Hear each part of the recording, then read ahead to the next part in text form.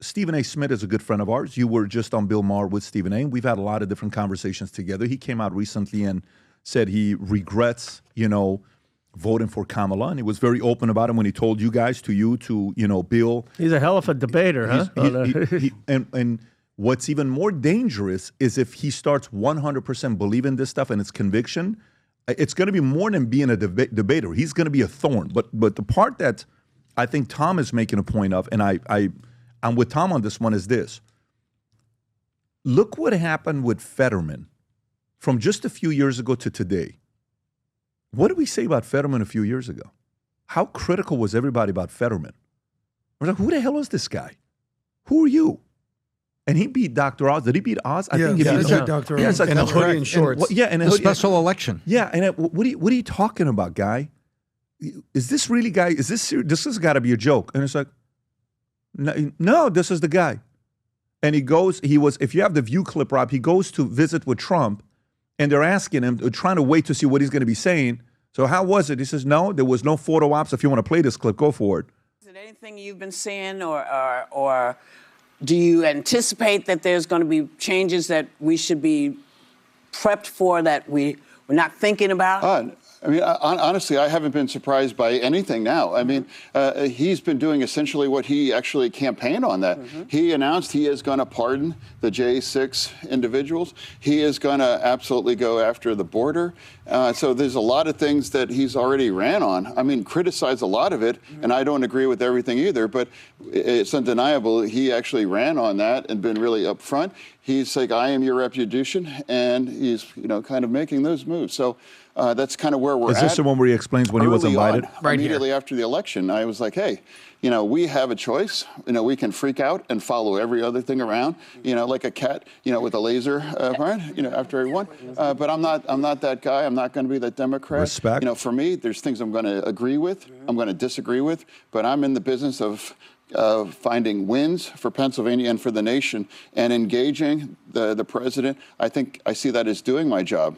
And Rob, he explains. And I wanted to ask you, so you went down to Mar-a-Lago and met with the president, and he actually was singing your praises after. He said you were fascinating, impressive, a common sense person. I agree with him on that. Not a liberal or a conservative. I'm curious what your takeaway was from meeting with him, and what, if you found that there's any specific policy areas you think you can work with him on?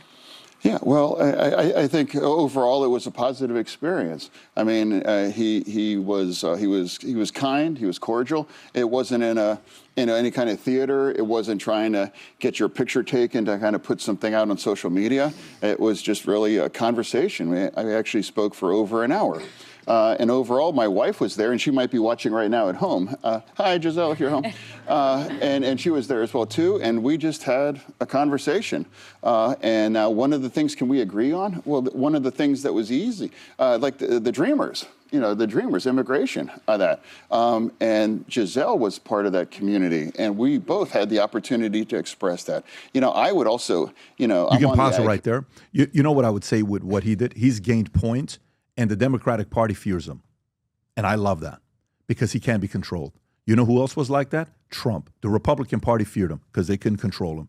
And that's the part where what you're saying is you have a shot at being that next, like a Manchin, a Fetterman. By the way, we want, to see more Fettermans and more Manchins, and even we would support, certain things with that because you're standing. It's not going to be like I'm afraid of this guy, I got to be making this guy happy, I got to make that guy happy. I think there's a massive opportunity in the Democratic Party for someone like you, but it requires risk.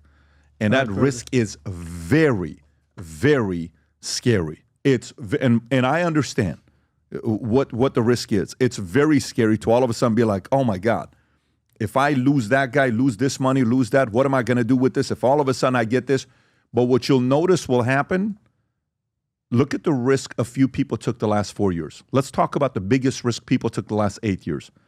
Number one is Trump. No one's taken a bigger risk than Trump in the last 8 years. We have to all agree with that. That's the risk. Okay. Number two, the biggest risk, I would say last 8 years, I would probably put RFK on that. He took a risk, and it was a legit risk that he took. His own family, there's a story that came out that some of the people in his family don't want the RFK, John F. Kennedy, and MLK assassination to be released. What?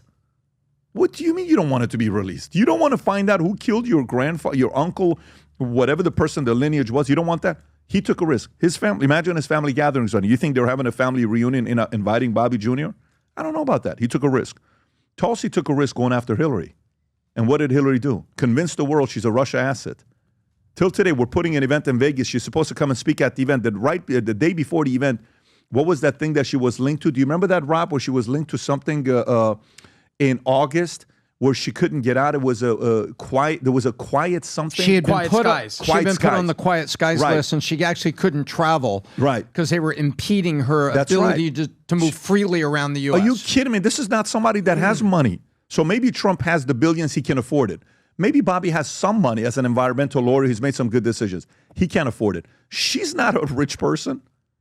Not that I know. I don't follow her net worth. I don't know what Tulsi. Can you type in Tulsi Gabbard net worth? I don't know how much money she's got. If she's doing the Tulsi, the What's Nancy Tulsi? Pelosi tracker, then she should be good. But I don't think she is. What is her net worth? $36,003. I don't know. Well, that one says Wow. $55 million to Sorry. $127 million. I don't know what her net worth is. You can't believe these things online. ABC says that's her net I'm worth. a billionaire online, guys. Okay, I didn't know what her And number I is. got 10 but- billion. Okay, so that's another risk that was taken, right? Musk took a risk. Joe Manchin took a risk. I would put a few guys, but watch what happened to these guys. The level of trust that the average person, like, whoa, what are you doing? But it came at a price of losing certain things as well. So I understand it's going to be tough. If you want to respond to that or say anything, I'd be curious to know what you're thinking right now.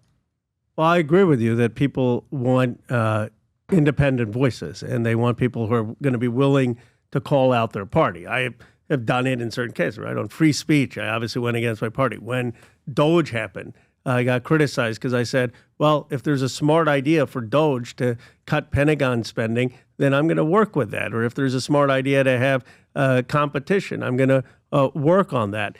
I've had Trump in this first term sign 5 of my bills. So I'm going to work on figuring out how to get legislation if it's good for the American people. But I'm not, in my view, going to compromise some of the values, not because of the politics, because that's who I am. And I think the one thing people can smell is a phony. And if you start to say stuff that you don't believe, that's not good. But look, I think it's good for the country to have 2 strong parties.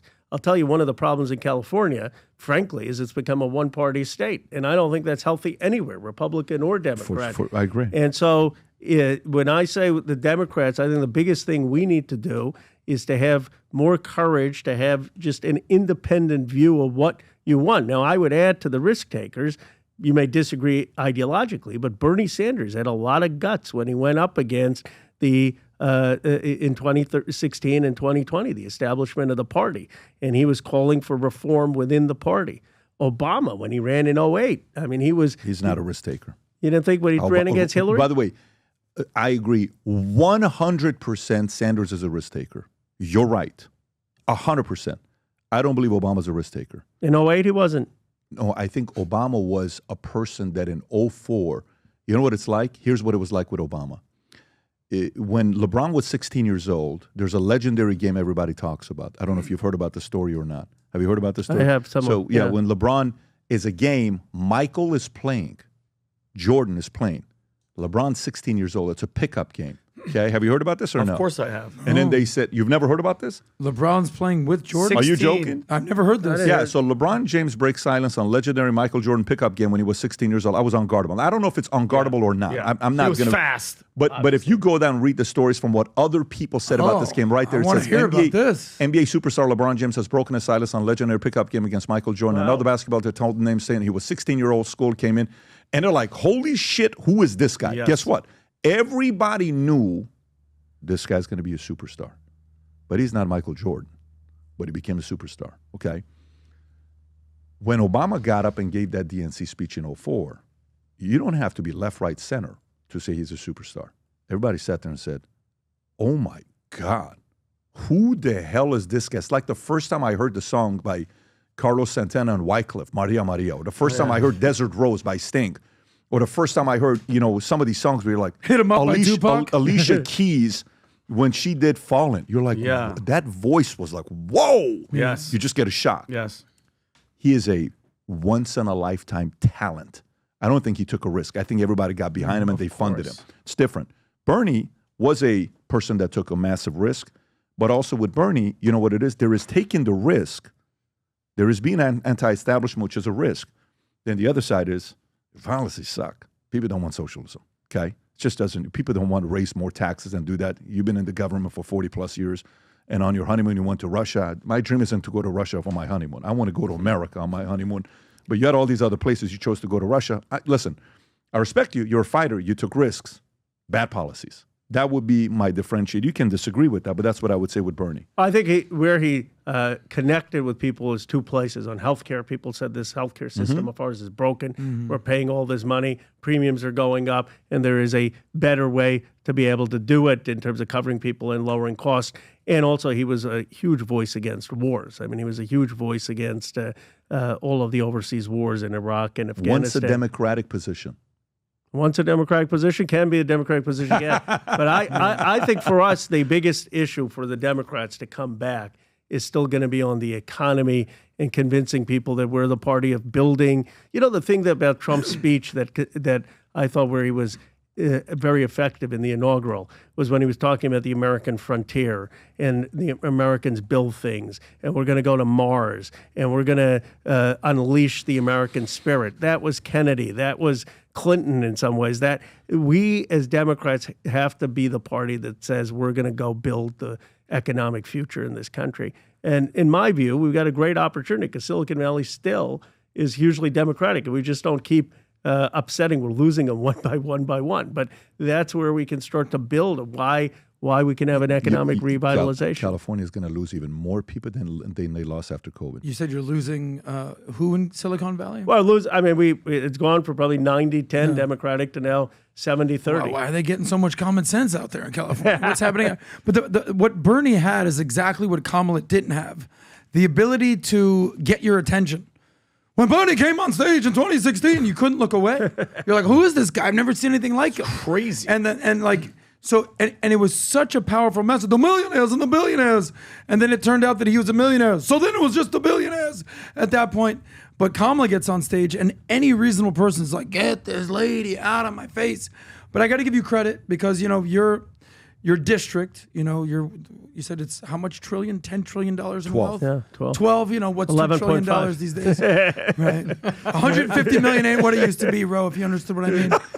But your district, you're actually probably the perfect guy because you're a progressive capitalist, which I'm still grappling to understand what that is exactly because I don't want to go there. I want to go on a different issue. Well, I just want to understand like why I think you resonate. Right. And why I think the Democratic Party and the Progressive Party, the caucus, is just sort of on a road to nowhere. Is because you look at the Bernie of the world or the AOC of the world or the Rashida Tlaib of the world. This. I don't want to stay on this The country doesn't want them. Yeah, I'm with you. We raised $108,000. We send the money already to California. We've sent, I think, 6 families $5,000 apiece that me and Vinny individually called, FaceTimed, and we spoke to them. The stories are, I wish we raised $50 million to send the money out there, but we only did $108,000 of sale that they would merge. We are still calling families. If you have anybody that's gone through something, send me directly a Manek with your phone number and their phone number. Tell me as much detail as possible. We're FaceTiming people and just let them know that we're sending money over their way. And then the money is getting sent out. Once we give the details to the individuals, money gets sent out to their account. You can connect any one of us. You send it to Adam, to Vinny, to me, to Tom. It's going to end up coming back to me anyway. So whatever guys that you send this to, they'll send it to me. We'll make the phone calls. I think today's the last day we're doing it to send the money out to the folks in California. They're still going through it. That's one. Make sure you do that. Number 2 is on the cigar lounge that a lot of you guys have been wanting to be a member of. We have had our manager now there for the last, I think, 90 days or so. The place is looking amazing. We're going to launch it in the month of March, but you know it's a private cigar line. So for those of you that are in South Florida and you want to find out how to become a member, text the word cigar to 310-340-1132. Again, text the word cigar to 310-340-1132. One of our representatives will get a hold of you in the month of February to tell you all about it, but make sure you text the word cigar to 310-340-1132. We're opening up the comedy club, the cigar lounge, to 2 bars. We got the liquor license. We got the whole thing. We'll be opening up here soon. If you enjoyed this video, you want to watch more videos like this, click here. And if you want to watch the entire podcast, click here.